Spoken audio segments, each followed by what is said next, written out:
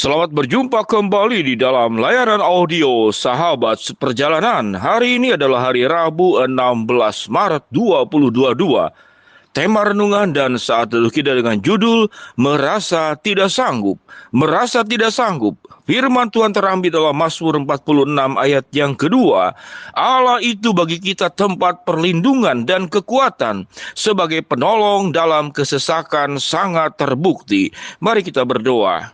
Bapa yang di dalam surga, terima kasih ya Tuhan untuk semua kebaikan-Mu, bahwa di dalam kesesakan, di dalam keterpurukan, dan pada saat kami merasa mengalami perasaan tidak sanggup dengan seluruh pergumulan hidup yang berat, Engkau hadir dan menolong kami. Dalam nama Tuhan Yesus kami berdoa, amin.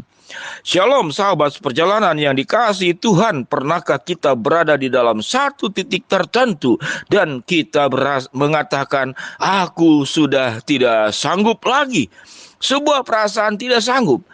Saya percaya sahabat seperjalanan pernah punya pengalaman yang seperti demikian, yaitu merasa tidak sanggup. Karena pengalaman yang tidak baik itu bertubi-tubi terjadi ke dalam kehidupan kita. Kita sudah berjuang, jungkir balik, jatuh, bangun lagi, gagal, mencoba lagi, dihianati, memaafkan lagi, ditipu, mencoba untuk terus berbuat baik. Namun itu terus berulang dan berulang. Sehingga perasaan merasa tidak sanggup untuk terus berelasi, untuk menjalin hubungan, baik dalam rumah tangga, baik dalam pekerjaan, ataupun dalam aspek-aspek pencapaian lainnya. Dan kita saya merasa tidak sanggup. Setelah kemudian perasaan merasa tidak sanggup, maka masuk ke dalam tahapan berikut, yaitu bahwa memang saya sudah nasibnya seperti ini. Lalu kita mempercayai yang namanya nasib karena disebabkan oleh pikiran kita. Ada banyak orang kemudian sekalipun dia sudah percaya, merasa nasib itu ditentukan oleh pikirannya sendiri. Kalau dia yakin bahwa nasibnya sudah seperti demikian, maka itu menjadi sebuah keyakinan dia. Dan dia kemudian tidak mempercayai Allah lagi yang berfirman dalam Mazmur 46 ayat yang kedua, Allah itu bagi kita tempat perlindungan dan kekuatan.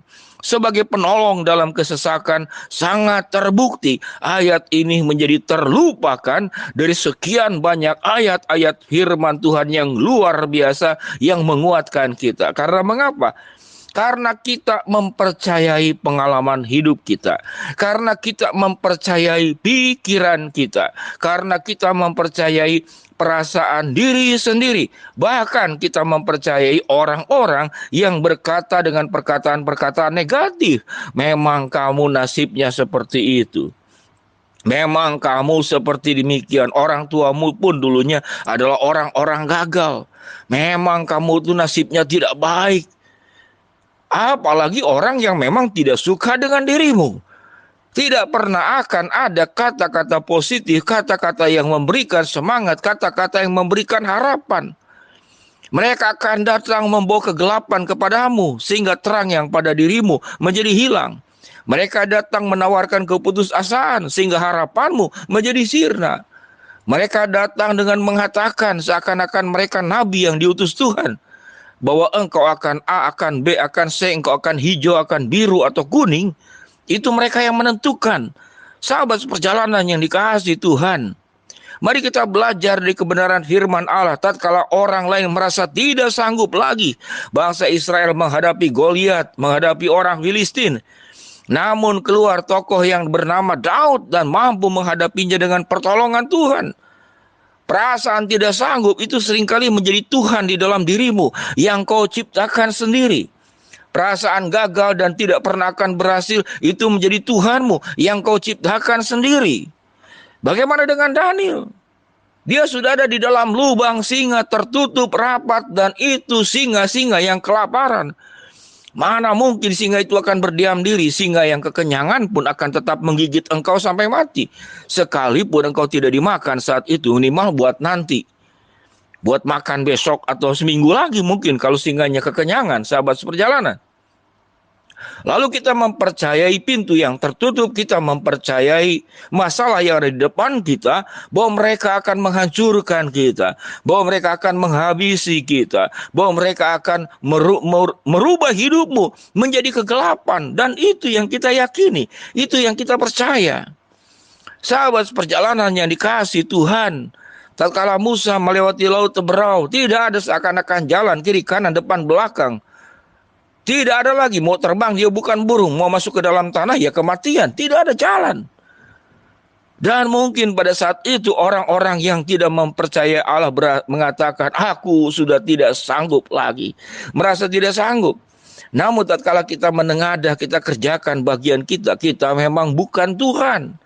Ada banyak hal kita sehebat-hebatnya kita kerjakan, kita akan berbenturan dengan keterbatasan. Kita akan berbenturan dengan unsur kemanusiaan kita. Tidak ada orang yang sanggup terus-menerus mengalami perkara yang sama berulang-ulang.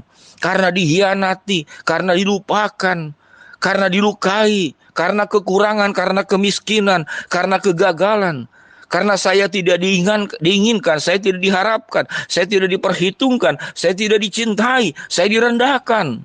Apalagi saya dihitnah, saya diperdaya, saya dimanfaatkan, saya dihina, saya disudutkan, saya direndahkan. Silahkan tuliskan lebih banyak lagi. Dan sewaktu engkau menuliskan lebih banyak lagi, maka engkau akan masuk ke dalam satu keadaan engkau mempercayai pikiranmu, engkau mempercayai perasaanmu, dan engkau mempercayai masalah yang ada di depanmu, dan engkau kemudian melupakan untuk mempercayai Allah yang mengatasi segala hal yang terjadi dalam kehidupan kita. Dan itu sudah terjadi dari banyak contoh bagaimana mujizat Allah itu terjadi, yaitu pertolongannya, kebaikannya, dan itu yang firman Tuhan katakan.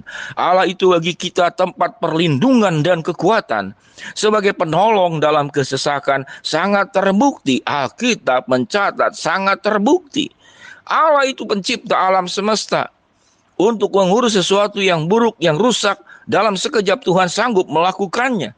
Allah itu yang kemudian memang memberikan gelap, tapi Tuhan juga yang memberikan terang. Allah yang memberikan katakanlah kehidupan kepada kita, Allah juga yang memberikan nafas hidup itu juga kepada kita. Allah memberikan organ-organ tubuh di dalam kita berfungsi dengan baik. Dan di dalam organ tubuh itu Allah sudah menitipkan yang namanya itu darah putih, untuk menghancurkan berbagai macam bakteri, kuman, infeksi yang terjadi. Pada saat kita tidak sanggup melaluinya, Tuhan memberikan kecerdasan, orang menciptakan obat. Sehingga pada masa sakit kita bisa berobat dengan pengetahuan yang Tuhan titipkan kepada manusia. Teknologi yang semakin berkembang, itu semua berasal dari Tuhan. Tatkala kita menghadapi masalah, kita punya banyak konsultan, para pakar-pakar yang yang hebat pada bagiannya. Kita bisa mendapatkan jawaban Tuhan dari mereka. Di atas segala ketidaksanggupan kita, tatkala kiri kanan sudah tidak sanggup lagi untuk bisa menjawab masalah-masalah kita, ada Allah yang datang dari atas untuk menolongmu. Dan Tuhan yang berkata, Mazmur 46 ayat yang kedua, Allah itu bagi kita tempat perlindungan dan kekuatan, sebagai penolong dalam kesesakan sangat terbukti. Sahabat seperjalanan, berbicara tentang iman, itu adalah urusan pribadimu. Tidak bisa ditransfer, tidak bisa dibagikan. Hanya engkau bisa jalani antara dirimu dengan Tuhan. Tidak ada yang bisa menolong. Engkau punya harapan, engkau punya semangat. Dan engkau boleh berkata, aku akan berhenti untuk merasa tidak sanggup. Karena Allah lah yang menyanggupkanku, perlindungan kekuatanku, penolong dalam kesesakan sangat terbukti. Mari kita berdoa. Bapa yang di dalam surga, hamba-Mu berdoa buat sahabat perjalanan yang sedang sakit, Tuhan jamah sembuhkan. Sahabat perjalanan yang sedang menghadapi masalah, Tuhan bukakan jalan. Sahabat perjalanan yang sedang memohon berharap sesuatu, Tuhan akan kabulkan. Dan tentunya kami akan berhenti dengan mengatakan, aku sudah tidak sanggup lagi. Karena Allah lah yang menyanggupkan kehidupan kami melewati setiap kesulitan. Dalam nama Tuhan Yesus kami berdoa, amin. Shalom sahabat seperjalanan, bersama dengan Allah kita akan sanggup melewati apapun juga. Tuhan memberkati kita semua, amin.